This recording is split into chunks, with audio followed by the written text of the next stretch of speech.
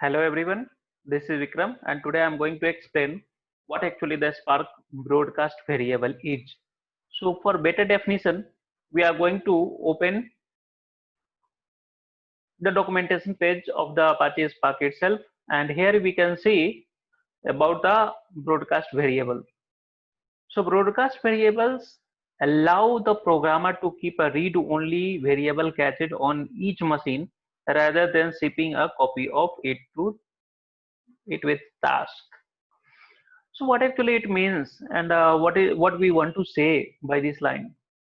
It simply says that suppose we have one file that we need to broadcast to each and every node which is running on the cluster. So instead of sending that file to each and every node separately while calling that one, instead of that we will broadcast this, and wherever it is required, that is getting it will be automatically called over there. It will be make use over there. So by this manner, what we are doing, we are simply saving our memory and the time. So the performance is going to be more faster. And you can see Spark actions are executed. Like this one, this documentation is saying, so for this purpose, understanding of this one, what we can do, we can demonstrate this example uh, by taking some of the written documents over here that I have prepared for you, and that I have also collected from the internet itself, not written by me itself, but this document is very good and having the sufficient information regarding this one. So my intention is to combine all the related information about the Spark broadcast variable into a single video so we can easily understand it.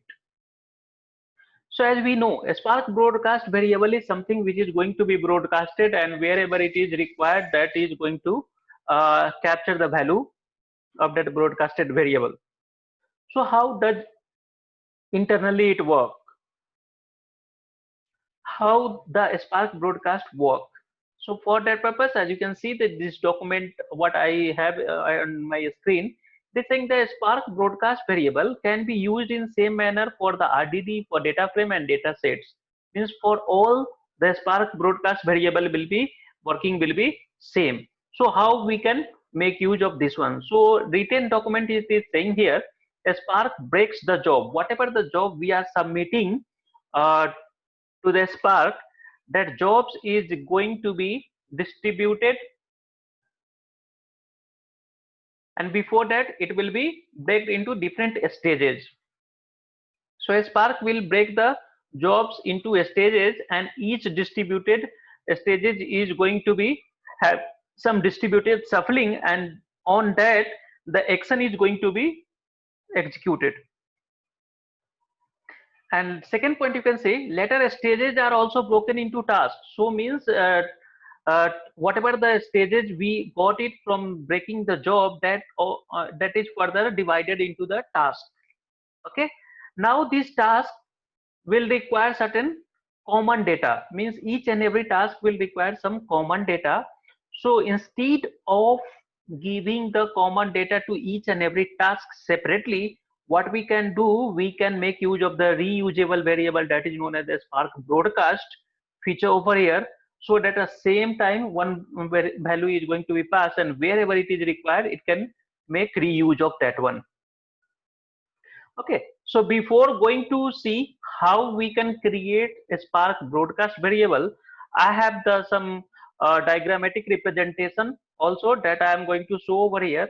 See here, from this, suppose we have one particular variable available and that we need to broadcast. So you can see this variable name itself here as the m, that whatever it is going to be broadcast. So this m is a variable which is going to be broadcasted. Okay, so how it is going to take place and how it is going to work? So as you can see, this job is further divided into different stages, and on each workers we are having the separate executors available, and inside that executors we have the multiple tasks, right? So here each and every task will require some variable that will be common to each and every one. So instead of that, if what I need to do, I can pass this m to one task, two tasks, three tasks, like that.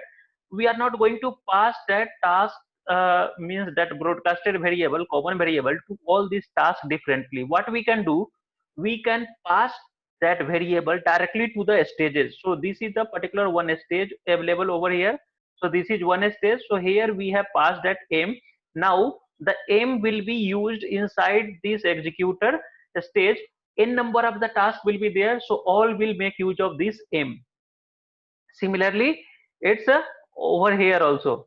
Okay, so like this we can pass everything, in every stages we can pass that variable m. Okay, and internally it is going to make use of that one. Here also it is same.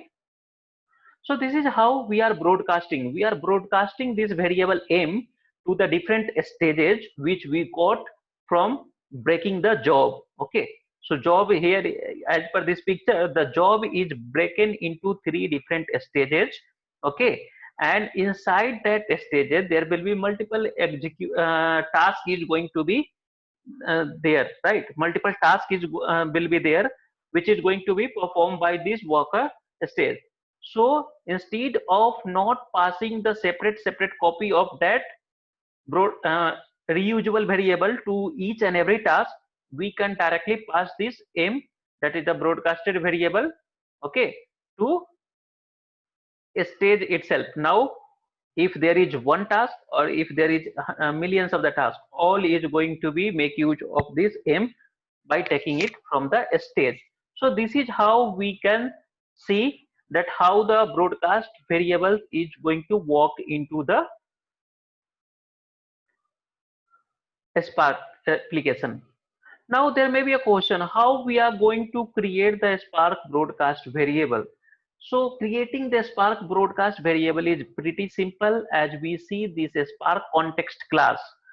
At Shell, it will be directly available as a SC. Okay, so this SC is having direct API that is known as broadcast, and it will accept one argument. That argument you need to pass, on which you have to create the broadcast. As you can see, this is the API broadcast. Inside that V is nothing but it is one of the argument on which this V is going to be broadcasted to the resources wherever it is required. So how we are going to create that one? So if you see over here, simply we can see like sc dot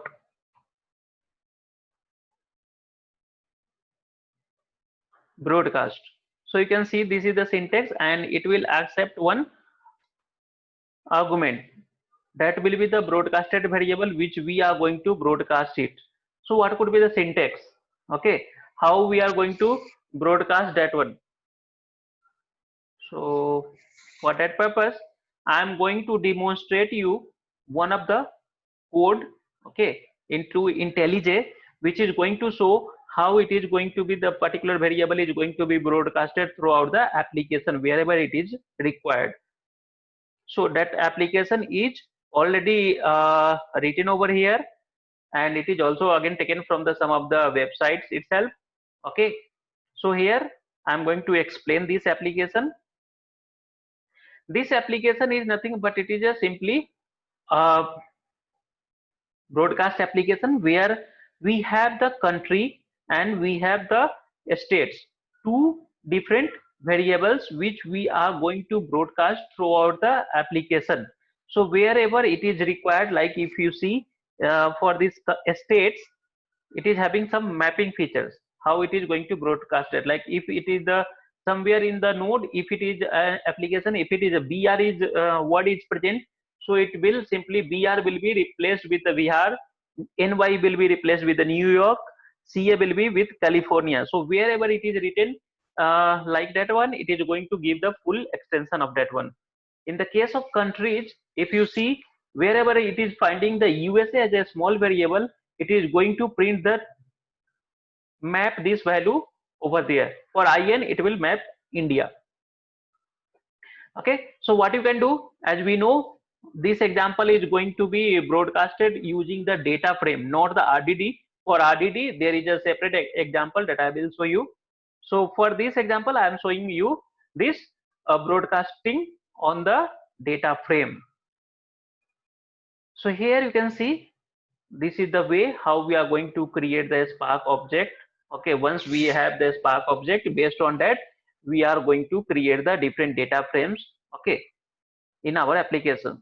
So we have these two variables, states and countries, which is nothing but it is a mapping for the initials with the expanded form.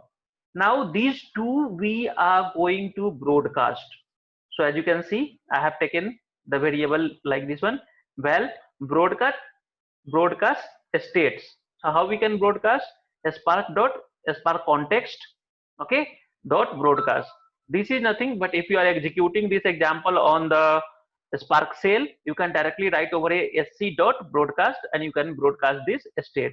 Similar, we can broadcast this country. So on which parameters it is going to execute? So for that purpose, I have taken one data set over here. If you see, it is a sequence of the 4 different data information, and in this one it is nothing but is the first name, last name, then country, and third field is the fourth field is the state. So for this data sequence we have provided over here as the headers also. So up to this part we have the data, and this is the providing of the implicit work which is related to a Spark into our application, and we are creating successfully the data frame. So while the data frame equal to this data dot to df method we are applying, and we are applying all the features which is going to be supported from this column. Now what it is going, this is the actual work what it is happening for the broadcasting purpose. You can see from this existing data frame we are going to create the new data frame, and inside that this existing data frame dot map we are now going to map. Okay, what we are going to map? So we are going to map for each row, whatever the number of the row it is present inside that one, we are going to map the row with the two particular fields, country and states. So this is how we are reading the value. Okay, so row dot get string which is present at the second location and which is present at the third location.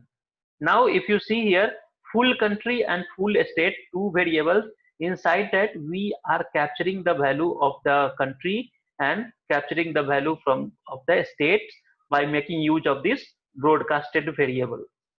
Once we have these variables available, what we are going to do, we are simply representing this into the data frame, and that data frame, what the data we have read, that we are displaying over here. So this example you can get it from my video description link also, okay, or if you search somewhere in the Google Spark by example, there also it is available over here.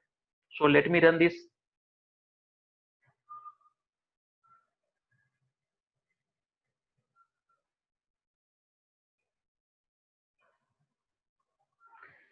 It will take a couple of the seconds to get executed, and it will list you all the data which is available over here. So you can see here it is saying Vikram Sharma, then IN and BR. So this is the actual data, but in the data whatever we will receive at the output, so instead of this IN it should give the India, instead of BR it should give the BR, like that it should give the particular full expanded form of that value from.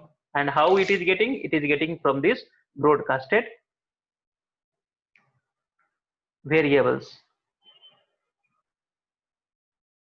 Just wait for a couple of the second for the execution of this application. As you can see, it is executing 52% till now. Now I think a lot of the application is open into my systems. Because of that, this IntelliJ is a little bit slow. As you can see, Hadoop cluster is also open along with the Spark Shell, IntelliJ IDEA, and a lot of other features is working currently.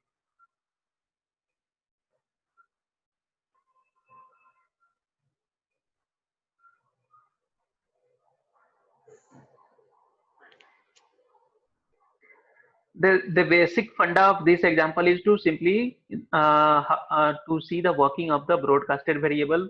Either it can work for the data frame, RDD, or data set, anyone, I am showing you only with the data frame. You can just modify this with the RDD or data sets. So it has executed successfully, and you can see here it has given the output like this one. Okay, so let me just match this with the data whatever I have shown over here. You can see Vikram Sharma, then IN. So as per the our code, wherever IN is present, that value is going to be mapped with its full form, and that is present over here somewhere. See here, IN will be mapped with India, so it has given the India. And second thing, BR for Bihar, so it has given the state as a Bihar. So this is how we are going to make use of the broadcasted variable on the data frame, and this features is provided by the Spark itself. And the benefit of this one is that we can make use of the code reusable. We have the lot of the benefits, but this is the one of the best benefits we are getting from the Spark framework. So thanks for watching. Stay tuned for my next videos. We will get a lot of the things. Thank you.